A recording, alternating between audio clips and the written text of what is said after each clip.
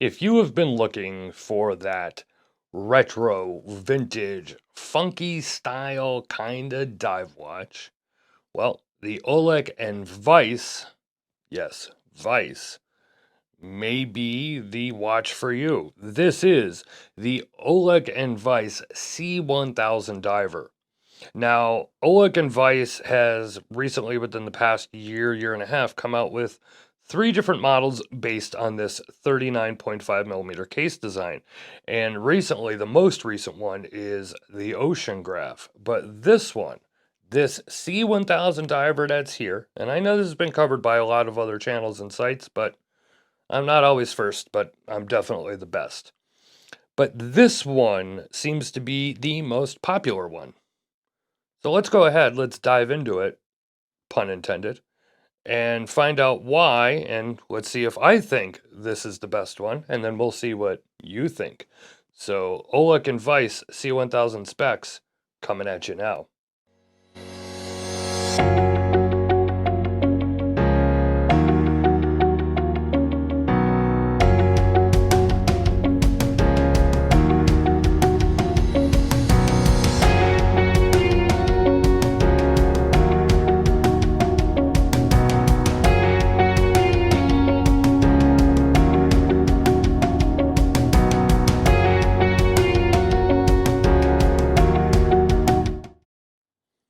Before we get into the review, just want to take a quick second here and say go ahead and hit that subscribe button. Now, everybody asks you to hit the subscribe button and the notification bell, as do I all the time.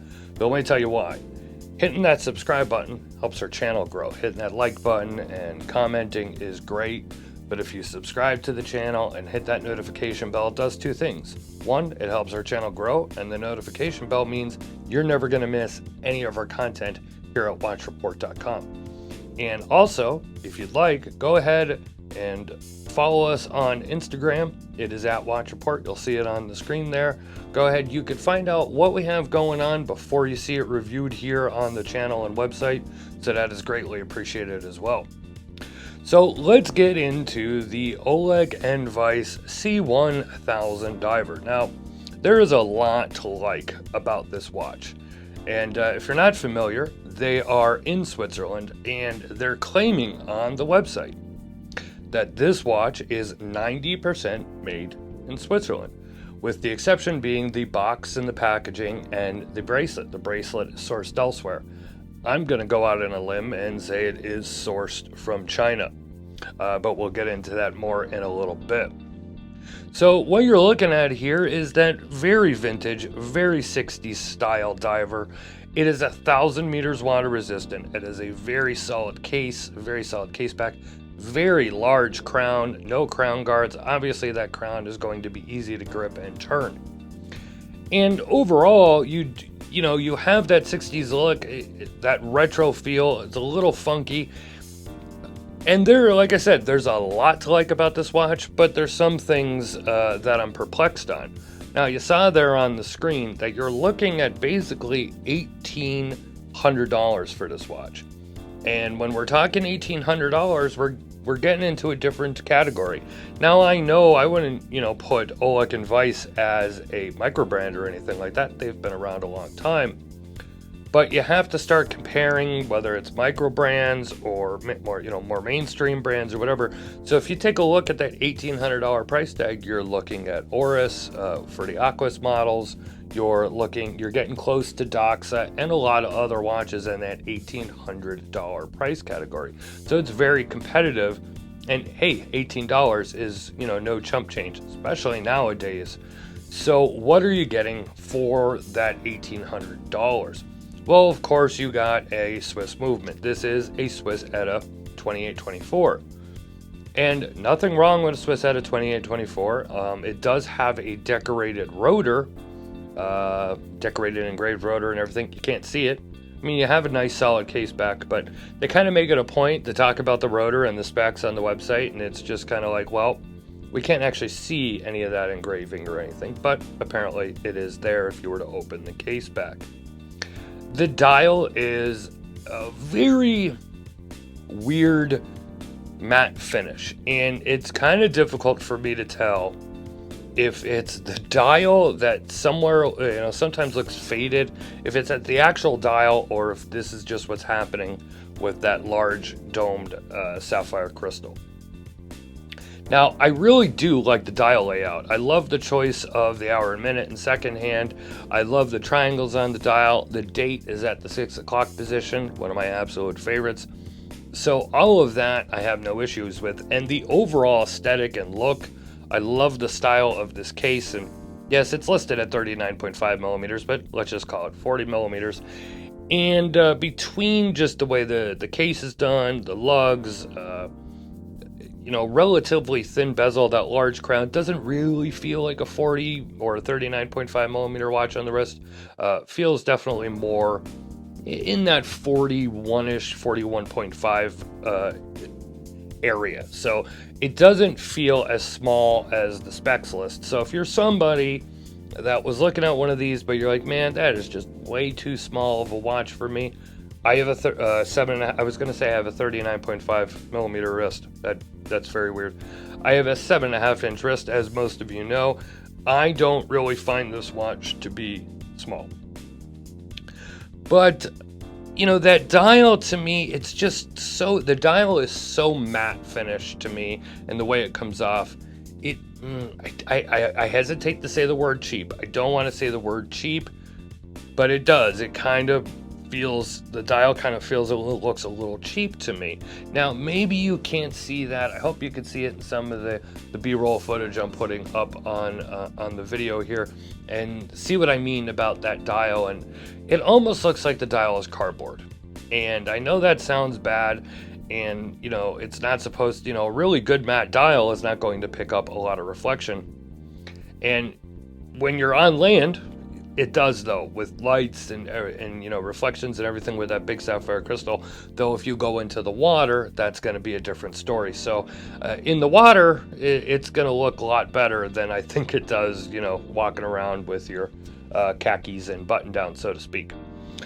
When we get to the bezel, now you have a stainless steel bezel. I believe it's a coated stainless steel bezel. And then you have a mineral crystal insert. And this is where I start to question things. So again, this is basically an $1,800 watch. You see the packaging there in front of you. It is a little felt pouch. I hesitate to even call it a pouch. It's like a little wrap, and the cardboard box. So don't think you're getting any fancy packaging or anything like that. And you have that mineral crystal covering the bezel, and at $1,800. I don't know. To me, why isn't it sapphire crystal, or why isn't it nice matte ceramic bezel? I don't know. I think it feels like they cheaped out in that way. Now, when it comes to the bracelet, I'm going to tell you, at least on my example, and I want to make this very, very, very perfectly clear. This example did not come to me brand new like most of the watches do here on Watch Report. This example came to me from somebody else. I had to replace links. I actually had to wait for links from Ollech and Wajs so I could replace the links. The links were all scratched up, and the screws were all scratched up, and the screw heads were all messed up. Anyways, long story short, it didn't come to me in the greatest condition.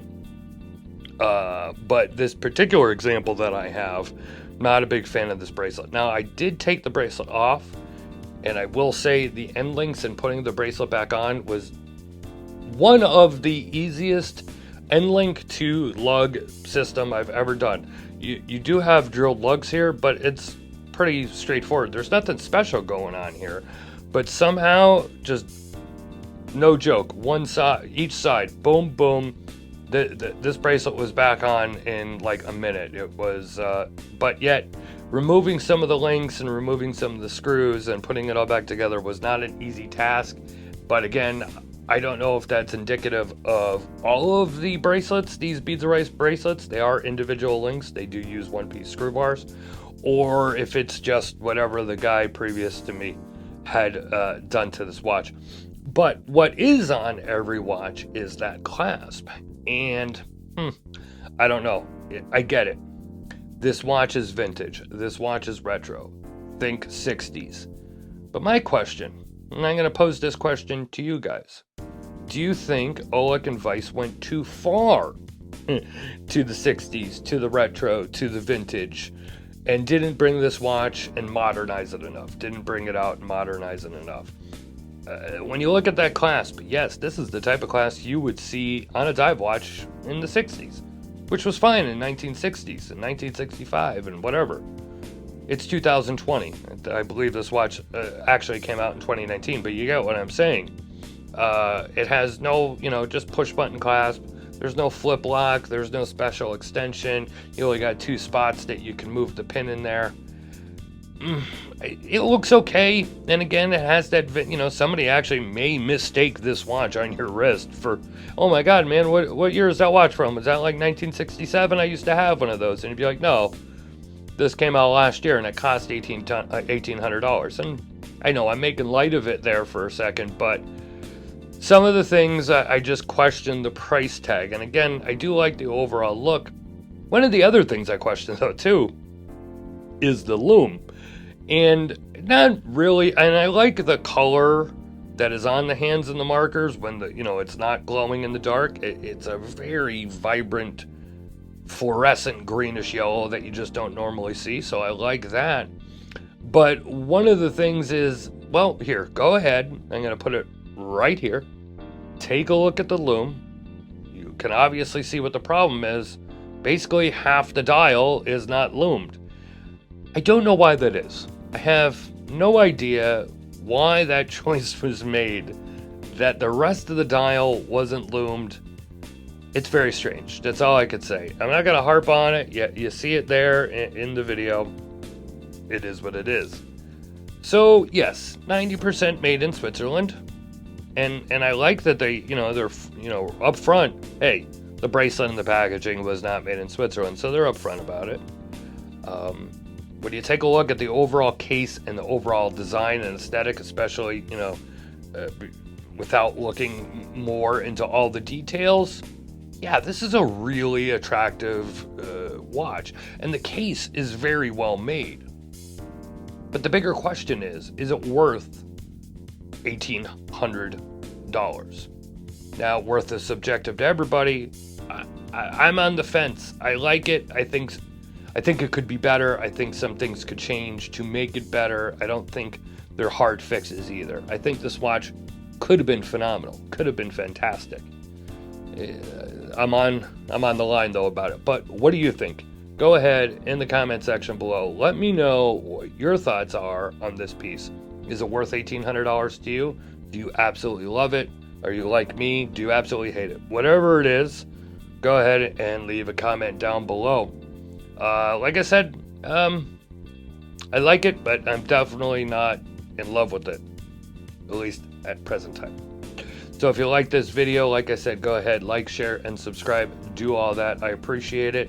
And if you want to see more about this Ollech and Wajs, I almost said Wasp, but it's Wajs. If you want to see more about this Ollech and Wajs C-1000 diver, you're going to want to head over to watchreport.com. You'll go to the description. The link will be there. Link will be to the Ollech and Wajs website as well if you want to check out more of their models or more about this piece. So let's wrap up this video. Hey guys, seriously, thanks for watching, and I'll talk to you on the next one.